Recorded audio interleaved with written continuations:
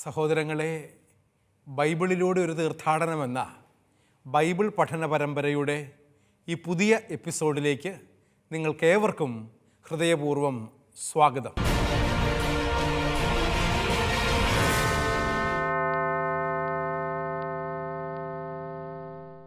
കഴിഞ്ഞ ഏതാനും എപ്പിസോഡുകളിലായി യോഹന്നാന്റെ സുവിശേഷം 17-ാം അധ്യായത്തിൻ്റെ വചന വ്യാഖ്യാനവും അതിനുശേഷം വചന വിചിന്തനവുമാണ് നമ്മൾ പഠിച്ചുകൊണ്ടിരിക്കുന്നത്.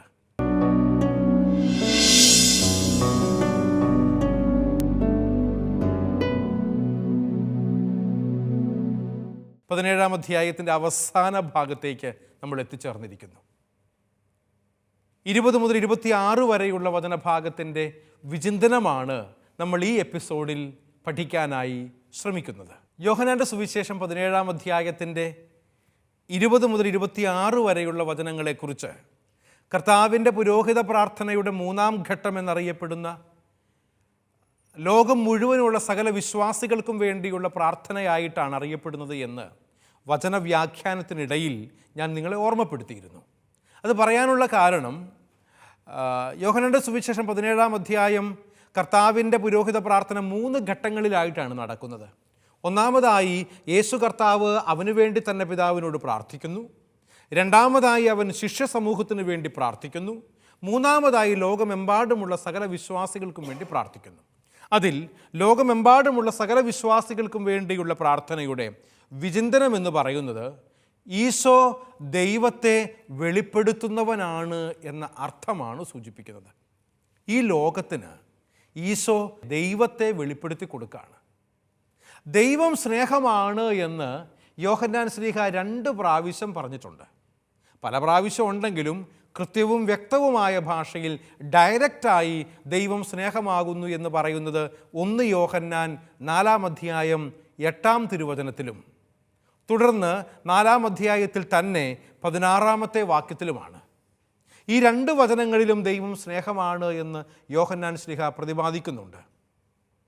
മനുഷ്യനെ സ്നേഹിക്കുന്നവനാണ് ദൈവമെന്ന് യോഹന്നാൻ 3-ാം അധ്യായത്തിൻ്റെ 16-ാം തിരുവചനത്തിലും നമ്മൾ വായിക്കുന്നുണ്ട്. അതുകൊണ്ട് തന്നെയും നമ്മൾ മനസ്സിലാക്കുക, ഈശോയോട് പ്രതിബദ്ധത പുലർത്തുക എന്ന് വെച്ചാൽ മനുഷ്യനെ സ്നേഹിക്കുന്ന ദൈവത്തോടും പ്രതിബദ്ധത പുലർത്തുക എന്നാണ് അർത്ഥം. ഈശോയോട് നമുക്കൊരു പ്രതിബദ്ധതയുണ്ടെങ്കിൽ മനുഷ്യനെ സ്നേഹിക്കുന്ന ദൈവത്തോട് ആ പ്രതിബദ്ധതയോടുകൂടെ ജീവിക്കാനാണ് കർത്താവ് നമ്മോട് ആവശ്യപ്പെടുന്നത്. അപ്പോൾ ഈശോയിലുള്ള വിശ്വാസം ഒരു സ്നേഹബന്ധമായി മാറും എന്ന് നമുക്ക് മനസ്സിലാക്കാൻ സാധിക്കും. ഈശോയിലുള്ള വിശ്വാസം ഒരു സ്നേഹബന്ധമായി മാറുകയാണ്. നമ്മെ സ്നേഹിക്കുന്ന ദൈവത്തോടും നാം സ്നേഹിക്കുന്ന എല്ലാ മനുഷ്യരോടുമുള്ള ഒരു സ്നേഹബന്ധമായി അത് പരിണമിക്കുന്നു എന്ന് തിരിച്ചറിയുക. ഇതൊരു പരസ്പര പൂരകമായ ബന്ധത്തെക്കുറിച്ചാണ് പ്രിയപ്പെട്ടവരെ ഈ വചനഭാഗം നമ്മെ ഓർമ്മപ്പെടുത്തുന്നത് എന്ന് ഞാൻ സാന്ദർഭികമായി നിങ്ങളോട് എല്ലാവരോടും പറയുകയാണ്. ആകയാൽ സഭ ദൈവത്തെയും ദൈവം സ്നേഹിക്കുന്ന മനുഷ്യരെയും സ്നേഹിക്കുന്നവരുടെ ഒരു കൂട്ടായ്മയായിരിക്കണമെന്ന് ഈശോ ആഗ്രഹിക്കുന്നുണ്ട്. സഭ ദൈവത്തെ സ്നേഹിക്കുന്നവരുടെ സമൂഹം എന്നതുപോലെ തന്നെ ദൈവം സ്നേഹിക്കുന്ന മറ്റു മനുഷ്യരെ സ്നേഹിക്കുന്നവനായി ഞാൻ മാറണം. ഇവിടെയാണ് അതിൻ്റെ പ്രാധാന്യം. ആദ്യത്തേത് അല്പം തിയററ്റിക്കലായിട്ടൊരു കാര്യമാണ്. ദൈവത്തെ സ്നേഹിക്കണം, കുഴപ്പമില്ല, തിയറിയാണ്. എന്നാൽ കൂടെയുള്ള മറ്റുള്ളവരെ സ്നേഹിക്കണം, അത് പ്രാക്ടിക്കലാണ്. പ്രായോഗികമായി ഞാനും നിങ്ങളും ദൈവസ്നേഹം ജീവിക്കേണ്ടത് മറ്റുള്ളവരെ സ്നേഹിച്ചുകൊണ്ടാണ്. അതുകൊണ്ടാണ് ഈശോ തന്നെയും പറയുന്നുണ്ടല്ലോ, അദൃശ്യനായ ദൈവത്തെ സ്നേഹിക്കുന്നു എന്ന് പറയുകയും നിൻ്റെ കൂടെയുള്ള സഹോദരങ്ങളെ ദ്വേഷിക്കുകയും ചെയ്യുന്നുവെങ്കിൽ നീ നുണ പറയുന്നവരാണ്. അതുകൊണ്ട് നിനക്ക് ദൈവത്തോട് സ്നേഹമുണ്ടെങ്കിൽ നിനക്ക് മറ്റുള്ളവരെ, നിൻ്റെ സഹോദരങ്ങളെ ആരെ നിനക്ക് വെറുക്കാൻ പറ്റിയല്ല. ഇതൊരു വലിയ ചലഞ്ചാണ് കേട്ടോ. ആരോടും വെറുപ്പില്ലാത്ത, ആരെയോടും ദേഷ്യം കൊണ്ടു നടക്കാത്ത ഒരു ജീവിതമാണ് ദൈവം നമ്മോട് ആവശ്യപ്പെടുന്നത് എന്ന് മനസ്സിലാക്കുക. അപ്രകാരമുള്ളൊരു ജീവിതത്തിലേക്കാണ് ദൈവം നമ്മളെ ക്ഷണിക്കുന്നത് എന്നുള്ള തിരിച്ചറിവ് നമുക്കെല്ലാവർക്കും ഉണ്ടാകണം. അതുകൊണ്ട് ഈ കൂട്ടായ്മയ്ക്ക് അഥവാ ഐക്യത്തിന് അപകടം സൃഷ്ടിക്കുന്ന സാഹചര്യങ്ങൾ ഈ ലോകത്തിലുണ്ട്. സോ ബി ബിവെയർ എന്നാണ് വചനം പറയുന്നത്. എന്ന് പറഞ്ഞാൽ ജാഗ്രതയുള്ളവരാകണം. മറ്റുള്ളവരോടുള്ള സ്നേഹത്തിൽ നിന്നും നമ്മെ വേർപെടുത്തുന്ന, ഐക്യം തകർക്കുന്ന പലതരം സാഹചര്യങ്ങൾ ഇന്ന് ലോകത്തിലുണ്ട്. അതുകൊണ്ട് സഭയുടെ ഐക്യത്തിനു വേണ്ടി നാം പ്രാർത്ഥിക്കുകയും പരിശ്രമിക്കുകയും വേണം. പ്രിയ സഹോദരങ്ങളെ, ഞാൻ നിങ്ങളോട് എല്ലാവരോടും അഭ്യർത്ഥിക്കുന്ന ഒരു കാര്യം, സഭയുടെ ഐക്യത്തിനു വേണ്ടി നമ്മൾ പ്രാർത്ഥിക്കണം. ഒരിടയനും ഒരു തൊഴുത്തുമെന്നുള്ള കർത്താവിൻ്റെ ആ ഹിതം നിറവേറാൻ കർത്താവെ, ഈ സഭയ്ക്ക് വേണ്ടി ഞാൻ പ്രാർത്ഥിക്കുന്നു. സഭ ഐക്യത്തോടുകൂടെ മുൻപോട്ട് പോകാനുള്ള കൃപയുണ്ടാകണമേ എന്ന് പ്രാർത്ഥിക്കുക. സഭയ്ക്ക് വേണ്ടി പ്രാർത്ഥിക്കുമ്പോൾ സഭയുടെ ശുശ്രൂഷകളെ നയിക്കുന്ന മാർപ്പാപ്പയെയും മെത്രാൻ തിരുസംഘത്തെയും വൈദികരെയും സന്യസ്തരെയും വിശ്വാസി സമൂഹത്തെ മുഴുവനായും കർത്താവിൻ്റെ കരങ്ങളിലേക്ക് സമർപ്പിച്ചുകൊണ്ട് ഞാനും നിങ്ങളും പ്രാർത്ഥിക്കുന്നവരാകണം. കർത്താവിനോട് കൂടി ആയിരിക്കുക എന്നതാണല്ലോ നമ്മുടെ സ്വർഗീയ ജീവിതത്തിൻ്റെ അന്തസത്ത എന്ന് പറയുന്നത്. നമ്മളൊക്കെ ഈ ലോകത്തിൽ പ്രാർത്ഥിക്കുന്നതും നന്മ ചെയ്യുന്നതൊക്കെ എന്തിനു വേണ്ടിയിട്ടാണ്? സ്വർഗത്തിലെത്താൻ വേണ്ടിയിട്ടാണ്. സ്വർഗത്തിൽ പോകണം. അപ്പോൾ സ്വർഗത്തിൽ പോയി കഴിഞ്ഞാൽ കർത്താവിനോട് കൂടെ ആയിരിക്കാൻ നമുക്ക് സാധിക്കും. ഇതാണ് സ്വർഗീയ അനുഭവം എന്ന് പറയുക. കുട്ടികളൊക്കെ കാറ്റഗറിസം ക്ലാസ്സുകളിൽ ചോദിക്കാറില്ലേ, അച്ഛാ സ്വർഗം ആകാശത്തിലാണോ? ആണോ? എന്നാ തോന്നുന്നേ? നമ്മളൊക്കെ ചിലപ്പോഴെങ്കിലുമൊക്കെ അങ്ങനെ ചിന്തിച്ച് വെച്ചിട്ടുണ്ട്. സ്വർഗത്തിലേക്ക് കണ്ണുകൾ ഉയർത്തി എന്ന് പറയുമ്പോൾ നമ്മൾ മുകളിലേക്ക് കണ്ണുകൾ ഉയർത്തുന്നു. അതൊരു പ്രതീകമാണ്. സ്വർഗം എന്നുള്ളത് ആകാശത്തിലാണോ, ആകാശത്തിന് അപ്പുറമാണോ, അതോ താഴേക്കാണോ എന്നുള്ളതൊന്നും അല്ല പ്രധാനം. മറിച്ച് എന്താണ് സ്വർഗം എന്നുള്ളത്? ദൈവത്തിൻ്റെ മുഖം കണ്ടുകൊണ്ട് ജീവിക്കാൻ സാധിക്കുന്ന അവസ്ഥ എന്നതാണ്. നിനക്കിപ്പോൾ എൻ്റെ കുഞ്ഞേ ദൈവത്തിൻ്റെ മുഖം കണ്ടാൽ എന്നതുപോലെ സന്തോഷത്തോടെ, സംതൃപ്തിയോടെ, സമാധാനത്തോടെ, കമ്പോസ്ഡായി ജീവിക്കാൻ സാധിക്കുന്നുണ്ടോ? അത് സ്വർഗീയ അനുഭവമാണ്. ഇപ്രകാരമാണ് ഞാനും നിങ്ങളും സ്വർഗീയ അനുഭവം സ്വന്തമാക്കേണ്ടത്. കർത്താവിൻ്റെ രണ്ടാം ആഗമനം ക്രൈസ്തവ ജീവിതത്തിൻ്റെ പ്രതീക്ഷയുടെ വിഷയമാകുന്നതും ഈ അർത്ഥത്തിലാണ്. നമ്മളൊന്നും നിരാശപ്പെട്ട് ജീവിക്കേണ്ടവരല്ല, മറിച്ച് പ്രത്യാശയുടെ തീർത്ഥാടകരാകണം എന്ന് ദൈവം നമ്മോട് ആവശ്യപ്പെടുന്നുണ്ട്. അതുകൊണ്ട് തന്നെയും പ്രിയപ്പെട്ടവരെ, കർത്താവിനോട് കൂടെയായിരിക്കുന്ന ഈ സ്വർഗീയ അനുഭവം മുൻകൂട്ടി ആസ്വദിക്കുന്ന വേദിയാണ് പ്രാർത്ഥന. നമ്മൾ പ്രാർത്ഥിക്കുമ്പോൾ ദൈവിക സാന്നിധ്യം ഉണ്ടാകണമെന്നുള്ള ആഗ്രഹം നമ്മുടെ മനസ്സുകളിൽ ഉണ്ടാകണം. ആ സ്വർഗീയ ആസ്വാദനത്തിൻ്റെ മുന്നാസ്വാദനമാണ് പ്രാർത്ഥന എന്ന് പറയുക. അതുകൊണ്ട് തന്നെയും സഭയെ സംബന്ധിച്ചിടത്തോളം സഭയുടെ ഏറ്റവും വലിയ പ്രാർത്ഥന പരിശുദ്ധ കുർബാനയാണ്, ദ ഹോളി യൂക്കറിസ്റ്റ്. സഭയുടെ ഏറ്റവും ഉദാത്തമായ പ്രാർത്ഥന എന്ന് പറയുന്നത് പരിശുദ്ധ കുർബാന അർപ്പണമാണ്. അതുകൊണ്ടാണ് പരിശുദ്ധ കുർബാന അർപ്പണത്തിന് വേണ്ടി എല്ലാവരും ദേവാലയത്തിൽ വരണമെന്ന് ആവശ്യപ്പെടുന്നതിൻ്റെ കാരണം അതാണ്. ഏറ്റവും ഉദാത്തമായ ഉന്നതമായ പ്രാർത്ഥന എന്ന് പറയുന്നത് പരിശുദ്ധ ബലിയർപ്പണമാണ്. അവിടെയാണ് മിശിഹായുടെ മഹത്വം ഏറ്റവും അധികം നമ്മുടെ മധ്യേ സന്നിഹിതമാകുന്നതും അവിടുത്തെ സ്നേഹത്തിൽ പങ്കുചേരുവാനും മഹത്വം കാണാനും നമുക്ക് അവസരമൊരുങ്ങുന്നതും എന്ന് മനസ്സിലാക്കുക. കർത്താവ് നമ്മളിലേക്ക് പരിശുദ്ധ കുർബാനയിലൂടെ താഴ്ന്നിറങ്ങി വരുന്നു. അവൻ്റെ മഹത്വം നമുക്ക് കണ്ണുകൾക്ക് ദൃശ്യമായിത്തീരുന്നു. അതുകൊണ്ട് തന്നെയും ഈ ലോകത്തിലെ കർത്താവ് ചെയ്ത അത്ഭുതങ്ങളിൽ ഏറ്റവും വലിയ അത്ഭുതം ഏതാണ് എന്ന് നിങ്ങൾ ചോദിച്ചാൽ എനിക്കൊരു ഉത്തരവുണ്ട് കേട്ടോ. എന്താണെന്നറിയാവോ? ഇന്ന് രാവിലെ ഞാൻ അർപ്പിച്ച ബലിയിൽ കർത്താവ് സന്നിഹിതനായി എൻ്റെ കൈകളിലൂടെ ഈ അപ്പത്തിലേക്കും ഈ വീഞ്ഞിലേക്കും കടന്നു വന്ന് ഈശോയുടെ ശരീരവും രക്തവുമാക്കി ഇതിനെ മാറ്റി. ആ കുർബാന ഞാൻ എൻ്റെ കൂടെയുള്ള വിശ്വാസി സമൂഹത്തിന് കുമ്പസാരിച്ചൊരുങ്ങിയിട്ടുള്ളവർക്ക് പങ്കുവെച്ചു കൊടുത്തു. ഇതിനേക്കാളും വലിയ അത്ഭുതമുണ്ടോ? 2000 വർഷങ്ങൾക്ക് മുമ്പ് ജീവിച്ച് മരിച്ച് ഉയർത്ത് സ്വർഗാരോഹണം ചെയ്തവൻ ഇന്ന് അൾത്താരയിൽ നമുക്ക് വേണ്ടി വീണ്ടും ആഗതനാകുന്നു പരിശുദ്ധ കുർബാനയിലൂടെ. ഇതാണ് അത്ഭുതം. അതുകൊണ്ട് തന്നെയും പരിശുദ്ധ കുർബാനയിൽ സത്യമായും അവൻ എഴുന്നള്ളിയിരിക്കുന്നു എന്ന് നമ്മൾ ഏറ്റുപറയുകയും വിശ്വസിക്കുകയും ചെയ്യുന്നു.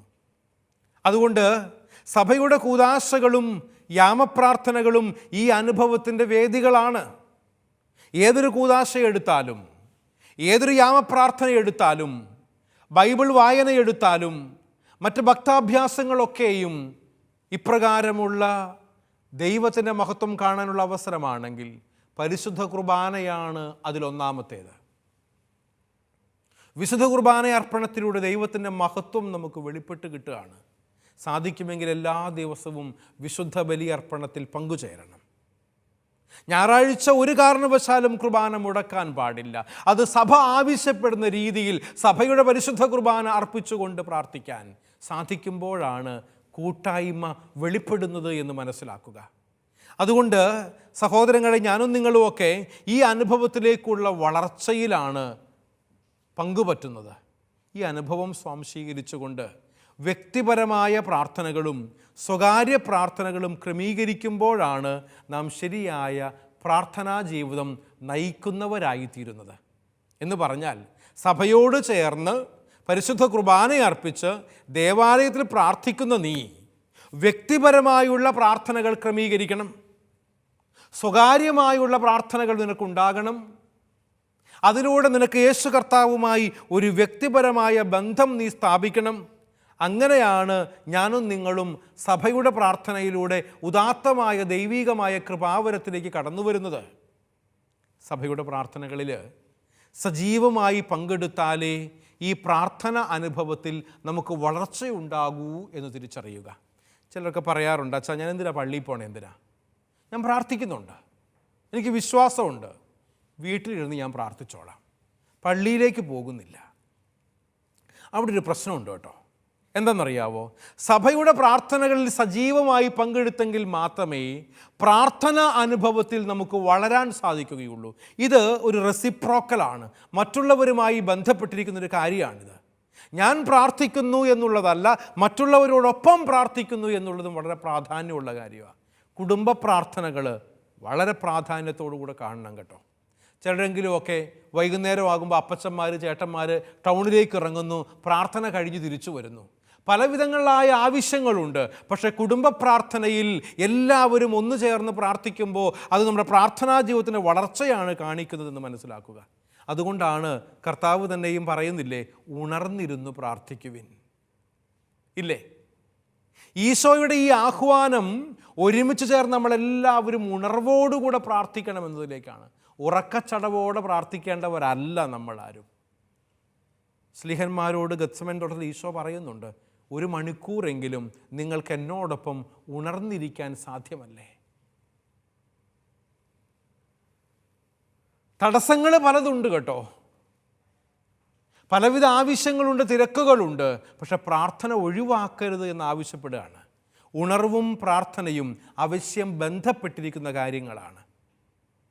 മിശിഹായുടെ സാന്നിധ്യത്തിലേക്കുള്ള ഉണർവാണ് പ്രാർത്ഥനയുടെ അന്തസത്ത എന്ന് പറയുന്നത്. കർത്താവിൻ്റെ സാന്നിധ്യത്തിലേക്കുള്ള ഉണർവ് പ്രാപിക്കാനായി വിളിക്കപ്പെട്ടിരിക്കുന്നു നമ്മളെല്ലാവരും. കാരണം സ്വർഗം ദൈവത്തിൻ്റെ സാന്നിധ്യത്തിലേക്കുള്ള നിത്യമായ ഉണർവാണെങ്കിൽ പ്രാർത്ഥന അതിൻ്റെ താൽക്കാലികമായ മുന്നാസ്വാദനമാണ് എന്ന് മനസ്സിലാക്കുക. താൽക്കാലികമായ മുന്നാസ്വാദനം. കാരണം ഈ ലോകത്തിൽ ഞാനും നിങ്ങളും ജീവിച്ചിരിക്കുമ്പോഴാണ് നമ്മൾ ദൈവത്തോട് പ്രാർത്ഥിക്കുന്നത്. സ്വർഗീയ അനുഭവത്തിൻ്റെ മുന്നാസ്വാദനമാണത്. ദൈവത്തെ മുഖാഭിമുഖം കണ്ടുകൊണ്ട് ജീവിക്കാൻ സാധിക്കുന്നൊരവസ്ഥയിലേക്കുള്ള വളർച്ചയാണ് അത്. പരിശുദ്ധ കുർബാനയിലുള്ള ഭക്തിയോടും ശ്രദ്ധയോടും വിശുദ്ധിയോടും കൂടെ പ്രാർത്ഥിക്കുവിൻ എന്ന മുന്നറിയിപ്പ് ദൈവ സാന്നിധ്യത്തിലേക്കുള്ള പൂർണ്ണമായ ഉണർവോടെ പ്രാർത്ഥിക്കുവാനുള്ള ആഹ്വാനമാണ് എന്ന് തിരിച്ചറിയുക. അതുകൊണ്ടാണ് ഞാൻ പറഞ്ഞത്, ഉറക്കച്ചടവോടുകൂടി അല്ല പ്രാർത്ഥിക്കേണ്ടത്. ചില കുഞ്ഞുങ്ങളൊക്കെ പ്രാർത്ഥിക്കാൻ കുടുംബ പ്രാർത്ഥനയ്ക്ക് വേണ്ടി ഇരിക്കുമ്പോൾ അപ്പം തന്നെ ഉറക്കം വരും. കുടുംബ പ്രാർത്ഥന ഒരു സ്ലീപ്പിംഗ് പില്ലായി ചിലപ്പോൾ മാറാറുണ്ട്, ഇല്ലേ? പ്രിയപ്പെട്ടവരെ, ഉണർവോടെ ഭക്തിയോടെ കുടുംബ പ്രാർത്ഥനയിലാകട്ടെ, ദേവാലയത്തിലെ ഒരുമിച്ചുള്ള പ്രാർത്ഥന അർപ്പണങ്ങളിലാകട്ടെ, വ്യക്തിപരമായ പ്രാർത്ഥനകളിലാകട്ടെ, ഞാനും നിങ്ങളും പങ്കുപറ്റുമ്പോഴാണ് നമ്മളെല്ലാവരും ദൈവത്തിൻ്റെ ഹിതപ്രകാരം അവൻ്റെ മഹത്വം പ്രാപിക്കുന്നവരായി മാറുന്നത് എന്ന് മനസ്സിലാക്കുക. ഇപ്രകാരം ഒരു സാക്ഷ്യ ജീവിതമാണ് വിശുദ്ധ കുർബാന അർപ്പണം നമ്മോട് ആവശ്യപ്പെടുന്നത് എന്ന് തിരിച്ചറിയുമ്പോഴാണ് പ്രാർത്ഥനയുടെ ശക്തി നമുക്ക് മനസ്സിലാക്കാൻ വേണ്ടി സാധിക്കുകയുള്ളൂ. ഇത് നമ്മുടെ ജീവിതത്തിൽ ആവശ്യം ഒഴിവാക്കാൻ സാധിക്കാത്ത ഒരു കാര്യമാണ്. എന്ത്? പ്രാർത്ഥനാ ജീവിതം എന്ന് പറയുന്നത്. പ്രാർത്ഥന മാറ്റിവെച്ചുകൊണ്ട് ഒരു ക്രിസ്തീയ ജീവിതം സാധ്യമല്ല കേട്ടോ. അതുകൊണ്ട് എപ്പോഴും സദാ നമ്മൾ പ്രാർത്ഥിക്കണമെന്നാണ് ദൈവം നമ്മോട് എല്ലാവരോടും ആവശ്യപ്പെടുന്ന കാര്യം.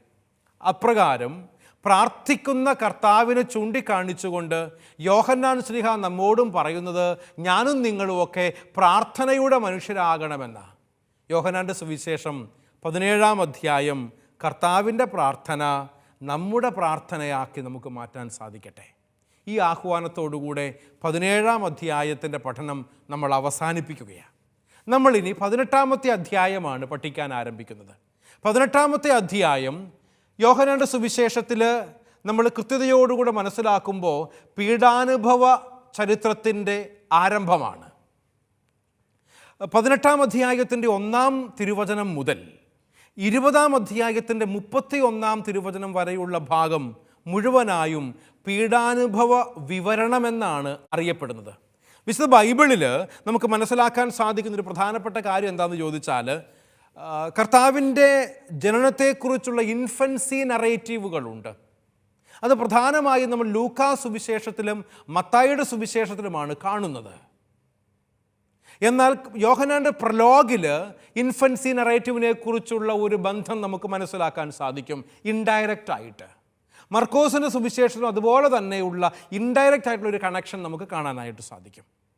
എന്നാൽ പ്രിയ സഹോദരങ്ങളെ തിരിച്ചറിയുക, കർത്താവിൻ്റെ പരസ്യ ജീവിതത്തെയും അവൻ്റെ പ്രബോധനങ്ങളെയും ദൈവരാജ്യത്തെക്കുറിച്ചുള്ള അവൻ പഠിപ്പിക്കുന്നതിനെയും അവൻ്റെ അത്ഭുത പ്രവൃത്തികളെയും രോഗസൗഖ്യങ്ങളെയും പൈശാചിക ബന്ധനങ്ങളിൽ നിന്ന് വിടുതൽ നൽകുന്നതിനെയും ഒക്കെ ശേഷം കർത്താവിൻ്റെ പ്രാർത്ഥനയും പ്രഭാഷണവും അവസാനിപ്പിച്ച് അവൻ പീഡാസഹനത്തിലേക്ക് പ്രവേശിക്കുന്നു. യോഹന്നാൻ്റെ സുവിശേഷം 18-ാം അധ്യായത്തിൻ്റെ 1-ാം വാക്യം മുതൽ 20-ാം അധ്യായത്തിൻ്റെ 31-ാം തിരുവചനം വരെയും കർത്താവിൻ്റെ പീഡാസഹനത്തെക്കുറിച്ചുള്ള വചനഭാഗമാണ് നമ്മൾ മനസ്സിലാക്കുന്നത് എന്ന ഒരു ഇൻട്രൊഡക്ഷനോട് കൂടെയാണ് പീഡാനുഭവ വിവരണങ്ങൾ. സാധാരണ നമ്മൾ ദുഃഖ വെള്ളിയാഴ്ച, ഗുഡ് ഫ്രൈഡേ എന്ന് വിളിക്കുന്ന പീഡാനുഭവ വെള്ളിയാഴ്ച പീഡാനുഭവ വിവരണം നമ്മൾ വായിക്കാറുണ്ട്. അത് ദൈവവചനത്തിൽ നിന്നാണ്. അതിൽ പ്രധാനമായും യോഹന്നാൻ്റെ സുവിശേഷം 18-ാം അധ്യായം 19-ാം അധ്യായവും 20-ാം അധ്യായവും ഉൾച്ചേർന്നിരിക്കുന്നു എന്ന് നമുക്ക് മനസ്സിലാക്കാൻ സാധിക്കും. നമ്മുടെ കർത്താവിൻ്റെ അന്ത്യപ്രഭാഷണത്തെ തുടർന്ന് യോഹന്നാൻ ശ്ലീഹ 3 അധ്യായങ്ങളിലായി ഈശോയുടെ മഹത്വീകരണം, അതായത് പീഡാനുഭവവും മരണവും ഉത്ഥാനവും അവതരിപ്പിക്കുന്നുണ്ട്. ദ ഗ്ലോറിഫിക്കേഷൻ ഓഫ് ജീസസ് എന്നാണ് യോഹന്നാൻ്റെ തിയോളജി, ദൈവശാസ്ത്രം അതിനെക്കുറിച്ച് നമ്മെ ഓർമ്മപ്പെടുത്തുന്നത്. അതുകൊണ്ട് തന്നെയും 18ഉം 19ഉം അധ്യായങ്ങളിൽ ഈശോയുടെ പീഡാനുഭവവും മരണവും വിവരിക്കുമ്പോൾ 20-ാം അധ്യായത്തിൽ അവിടുത്തെ ഉത്ഥാനമാണ് യോഹന്നാൻ ശ്ലീഹ അവതരിപ്പിക്കുന്നത്. സഹോദരങ്ങളെ, ഈ 3 അധ്യായങ്ങൾ നമ്മുടെ രക്ഷാകര ചരിത്രത്തിൽ വളരെ പ്രാധാന്യം അർഹിക്കുന്ന ബൈബിൾ വചനങ്ങളാണ്. 18-19 അധ്യായങ്ങൾ ഈശോ നമുക്ക് വേണ്ടി അനുഭവിച്ച പീഡാസഹനങ്ങളെക്കുറിച്ചും നമ്മുടെ പാപപരിഹാരാർത്ഥം അവൻ കാൽവരി കുരിശിൽ മരിച്ചതിനെക്കുറിച്ചും ഓർമ്മപ്പെടുത്തുമ്പോൾ 20-ാമത്തെ അധ്യായത്തിൽ കർത്താവിൻ്റെ ഉത്ഥാനമാണ് യോഹന്നാൻ വിവരിക്കുന്നത് എന്ന് മനസ്സിലാക്കുക. ഇപ്രകാരം യോഹന്നാൻ്റെ സുവിശേഷം 18-ാം അധ്യായം നമ്മെ ഓർമ്മപ്പെടുത്തുന്നത് ഞാനും നിങ്ങളുമൊക്കെയും കർത്താവിൻ്റെ പീഡാസഹനത്തിൽ പങ്കുപറ്റുന്നവരാകണം എന്നുള്ളതാണ്. വേദനകളുണ്ട്, പ്രശ്നങ്ങളും പ്രയാസങ്ങളും ഉണ്ട്, സഹനങ്ങൾ കടന്നു വരാറുണ്ട്. ഇവയെ ദൈവഹിതപ്രകാരം സ്വീകരിക്കുകയും അനുഭവിക്കുകയും ചെയ്യുമ്പോൾ സഹോദരങ്ങളെ മനസ്സിലാക്കുക, ഈ പീഡാനുഭവം, കർത്താവിൻ്റെ പീഡാനുഭവം നമ്മുടെ ജീവിതങ്ങളിലും അന്വർത്ഥമാകുന്ന അവസരമായി ഇത് നമുക്ക് സ്വീകരിക്കാൻ വേണ്ടി പറ്റും. അതുകൊണ്ട് ദൈവികമായ ഈ കൃപാവരങ്ങൾക്ക് വേണ്ടി പീഡകൾ ഏറ്റെടുക്കാൻ നീ തയ്യാറാണോ എന്നതാണ് ചോദ്യം. കർത്താവിൻ്റെ ഇൻഫൻസി നറേറ്റീവ് പോലെ തന്നെ പ്രാധാന്യമർഹിക്കുന്ന ഒന്നാണ് കർത്താവിൻ്റെ പാഷൻ നറേറ്റീവ് എന്ന് പറഞ്ഞാൽ കർത്താവിൻ്റെ പീഡാനുഭവ വിവരണം. ആ പീഡാനുഭവ വിവരണമാണ് നമ്മൾ ഈ വചനഭാഗത്ത് പഠിക്കുന്നത്. സമാന്തര സുവിശേഷങ്ങളുമായി യോഹന്നാൻ്റെ ഈ സുവിശേഷ ഭാഗത്തിന് മറ്റ് ഭാഗത്തേക്കാൾ കൂടുതൽ സാമ്യമുള്ളതായി നമുക്ക് മനസ്സിലാക്കാൻ സാധിക്കും. അതിൻ്റെ കാരണം എന്താണെന്നറിയാവോ? സമാന്തര സുവിശേഷങ്ങൾ എന്ന് പറഞ്ഞാൽ സിനോപ്റ്റിക് ഗോസ്പൽസ്, സമവീക്ഷണ സുവിശേഷങ്ങളെന്നും മത്തായി, മർക്കോസ്, ലൂക്ക എന്നീ 3 സുവിശേഷങ്ങളെ വിവക്ഷിക്കാറുണ്ട്. ബൈബിൾ പണ്ഡിതന്മാർ ഒരേ രീതിയിലുള്ള എഴുത്തുകൾ കാരണം നമുക്ക് മനസ്സിലാക്കാൻ എളുപ്പമുള്ള 3 സുവിശേഷങ്ങളാണ് സമവീക്ഷണ സുവിശേഷങ്ങൾ എന്നറിയപ്പെടുന്ന മർക്കോസിൻ്റെയും മത്തായിയുടെയും ലൂക്കായുടെയും സുവിശേഷങ്ങൾ. അവയോട് ചേർന്ന് നിൽക്കുന്ന മറ്റൊരു സുവിശേഷ ഭാഗം എന്ന അർത്ഥത്തിൽ യോഹന്നാൻ്റെ സുവിശേഷത്തിൻ്റെ 17-ാം അധ്യായം വരെ ഒത്തിരി വ്യത്യാസങ്ങളുണ്ടെങ്കിലും 18, 19, 20 അധ്യായങ്ങൾ സമാന്തര സുവിശേഷങ്ങളുമായി ചേർന്നു പോകുന്ന കർത്താവിൻ്റെ പീഡാസഹനത്തിൻ്റെ വിവരണമാണ് എന്ന് നമുക്ക് മനസ്സിലാക്കാൻ സാധിക്കും. അതുകൊണ്ട് തന്നെയാണ് ഞാൻ പറഞ്ഞത്, മറ്റ് അധ്യായങ്ങളെക്കാൾ യോഹന്നാൻ്റെ 18, 19, 20 അധ്യായങ്ങൾക്ക് സമാന്തര സുവിശേഷങ്ങളുമായി നല്ലൊരു ബന്ധമുണ്ട്. സഭാ പാരമ്പര്യത്തിൽ ഏറ്റവും ആദ്യം രൂപം കൊണ്ടത് പീഡാനുഭവത്തെ പറ്റിയുള്ള വിവരണമായതിനാലാണ് ഇങ്ങനെ സംഭവിച്ചത് എന്നാണ് ബൈബിൾ പണ്ഡിതന്മാരും ചരിത്രകാരന്മാരും നമ്മെ ഓർമ്മപ്പെടുത്തുന്നത്. എന്ന് പറഞ്ഞാൽ കർത്താവിൻ്റെ പീഡാസഹനമാണ് ശിഷ്യ സമൂഹത്തിന് അവന് ദൈവമായി സ്വീകരിക്കാനുള്ള കൃപ നൽകിയത്. അവനൊരു രാജാവായിരിക്കുമെന്ന് കണ്ടാണ് ശിഷ്യന്മാർ കർത്താവിൻ്റെ പുറകെ പോയതെങ്കിൽ അവൻ്റെ ജീവിതാവസാനവും മരണവും കണ്ടിട്ട് ശിഷ്യന്മാർക്ക് വലിയ പ്രത്യാശയോടുകൂടെ പഴയ നിയമം വിഭാവനം ചെയ്ത പ്രവചിക്കപ്പെട്ട രക്ഷകൻ യേശു കർത്താവാണ് എന്ന ബോധ്യത്തിലേക്ക് വളരാൻ അവർക്ക് സാധിച്ചത് കർത്താവിൻ്റെ പീഡാസഹനവും കുരിശുമരണവും കണ്ടിട്ടാണ്. അതുകൊണ്ട് തന്നെയും ആദ്യം രൂപം കൊണ്ടത് പീഡാനുഭവത്തെ പറ്റിയുള്ള വിവരണമാണ്, പാഷൻ നറേറ്റീവാണ്. അത് വിശ്വാസികളായ മനുഷ്യർക്ക് പ്രതിസന്ധികളിൽ വിശ്വാസ സംരക്ഷണത്തോടുകൂടെ പിടിച്ചു നിൽക്കാനുള്ള കൃപ നൽകി എന്നുള്ളതാണ് അതിൻ്റെ പ്രാധാന്യം. അതുകൊണ്ടാണ് കർത്താവിൻ്റെ ജനനത്തെക്കുറിച്ചുള്ള വിവരണത്തെക്കാളും കർത്താവ് ചെയ്ത അത്ഭുത പ്രവൃത്തികളെക്കാളും കർത്താവിൻ്റെ പ്രബോധനങ്ങളെക്കാളും ഒക്കെ ആദ്യമേ തന്നെ കർത്താവ് പീഡാസഹനങ്ങളിലൂടെ മരിച്ചുയർത്തവനാണ് എന്ന പ്രബോധനമാണ് ശിഷ്യ സമൂഹം ആദിമ ക്രൈസ്തവർക്ക് നൽകിയത്. അതുകൊണ്ട് തന്നെയാണ് അവയാണ് ആദ്യം രൂപപ്പെട്ടത് എന്ന് ഞാൻ പറയാനുള്ള കാരണം. പീഡാനുഭവ വിവരണങ്ങളാണ് ബൈബിളിൽ ആദ്യമേ പുതിയ നിയമത്തിൽ നിന്നും രൂപപ്പെട്ട വചനഭാഗങ്ങൾ. എങ്കിലും യോഹന്നാൻ ശ്ലീഹായുടെയും സമാന്തര സുവിശേഷങ്ങളുടെയും വിവരണങ്ങൾ തമ്മിൽ ചില വ്യത്യാസങ്ങളും നമുക്ക് കണ്ടെത്താനായിട്ട് സാധിക്കും. ഞാൻ പറഞ്ഞല്ലോ, സമവീക്ഷണ സുവിശേഷങ്ങൾക്ക് ഏതായാലും ഏകദേശം ഒരുപോലെയുള്ള വിവരണമാണെങ്കിൽ യോഹന്നാന് വ്യത്യസ്തമായ ഒരു ദൈവശാസ്ത്രം മുമ്പോട്ട് വെക്കാനുണ്ട്. അതിൻ്റെ കാരണം യോഹന്നാൻ്റെ ഓഡിയൻസ് എന്ന് വിളിക്കുന്നത് മറ്റൊരു വിഭാഗമാണ്. അതുകൊണ്ട് തന്നെയാണ് അവസാനം എഴുതപ്പെട്ട സുവിശേഷമാണ് യോഹന്നാൻ്റെ സുവിശേഷം എന്ന് നമ്മൾ പറയുന്നത്. 1-ാം നൂറ്റാണ്ടിൻ്റെ അവസാന ഭാഗമാകുമ്പോഴേക്കാണ് യോഹന്നാൻ്റെ സുവിശേഷം രചിക്കപ്പെടുന്നത്. ഏകദേശം 90-95 കാലഘട്ടമൊക്കെയായി 1-ാം നൂറ്റാണ്ടിൻ്റെ അവസാനമാകുമ്പോഴാണ് യോഹന്നാൻ തൻ്റെ സുവിശേഷം എഴുതുന്നത്. അതുകൊണ്ട് തന്നെ അപ്പോഴേക്കും ഒരു ക്രൈസ്തവ സമൂഹം രൂപപ്പെട്ട് കഴിഞ്ഞു. അതുകൊണ്ട് അല്പം വ്യത്യസ്തമായി തന്നെയും കർത്താവിൻ്റെ പീഡാസഹനത്തെയും കുരിശുമരണത്തെയും നോക്കിക്കാണാനും അതിൻ്റെ ദൈവശാസ്ത്രം വിവരിക്കാനുമാണ് യോഹന്നാൻ ശ്ലീഹ കൂടുതലായും പരിശ്രമിക്കുന്നത്. അതുകൊണ്ട് തന്നെയും സമാന്തര സുവിശേഷങ്ങളിൽ നിന്നും ചില വ്യത്യാസങ്ങൾ യോഹന്നാൻ്റെ സുവിശേഷത്തിലെ പീഡാനുഭവ വിവരണങ്ങൾക്കുണ്ട് എന്ന് ഞാൻ കൂട്ടിച്ചേർക്കുകയാണ്. സമാന്തര സുവിശേഷകന്മാരിൽ നിന്നും വ്യത്യസ്തമായി കൂടുതൽ പ്രതീകാത്മകവും ദൈവശാസ്ത്രപരവുമായ സമീപനമാണ് യോഹന്നാൻ്റെ പീഡാനുഭവ വിവരണം എന്നുള്ളത് കൊണ്ടാണ് യോഹന്നാൻ്റെ സുവിശേഷം മറ്റ് സുവിശേഷങ്ങളിൽ നിന്നും വ്യത്യസ്തമാകുന്നത് എന്നത് ഞാൻ നിങ്ങളെ ഓർമ്മപ്പെടുത്തുകയാണ്. 2 കാര്യങ്ങളാണ് ഞാനിവിടെ പറഞ്ഞത്. ഒന്ന്, യോഹന്നാൻ്റെ സുവിശേഷം പ്രതീകാത്മകമായിട്ടാണ് കർത്താവിൻ്റെ പീഡാസഹനത്തെ വിവരിക്കുന്നത്. മറ്റു സുവിശേഷങ്ങൾ, സമാന്തര സുവിശേഷകന്മാർ ഒരു സംഭവ കഥ പോലെ അവതരിപ്പിച്ചു പോകുമ്പോൾ പ്രതീകാത്മകമായി കർത്താവിൻ്റെ പീഡാസഹനത്തെ നോക്കിക്കാണാൻ സിംബലൈസ് ചെയ്യുന്നു യോഹന്നാൻ്റെ സുവിശേഷം. അതുപോലെ തന്നെ മറ്റു സുവിശേഷകന്മാർ ഒരു കഥയായി അവതരിപ്പിക്കുമ്പോൾ യോഹന്നാൻ്റെ സുവിശേഷത്തിൻ്റെ പ്രത്യേകത എന്ന് പറയുന്നത് ഇത് ദൈവശാസ്ത്രം അവതരിപ്പിക്കുകയാണ്. അല്പം കൂടെ ഡീപ്പ് തിയോളജി യോഹന്നാൻ്റെ സുവിശേഷത്തിൽ സമാന്തര സുവിശേഷകന്മാരിൽ നിന്നും വ്യത്യസ്തമായി നമുക്ക് കാണാനായിട്ട് സാധിക്കും. കാരണം യോഹന്നാൻ സുവിശേഷം എഴുതുമ്പോഴേക്ക് ക്രൈസ്തവ സമൂഹം അല്പം കൂടെ വളർച്ച പ്രാപിച്ചിട്ടുണ്ട്. അവർക്ക് അല്പം കൂടെ കട്ടിയുള്ള ഭക്ഷണം കൊടുക്കണം.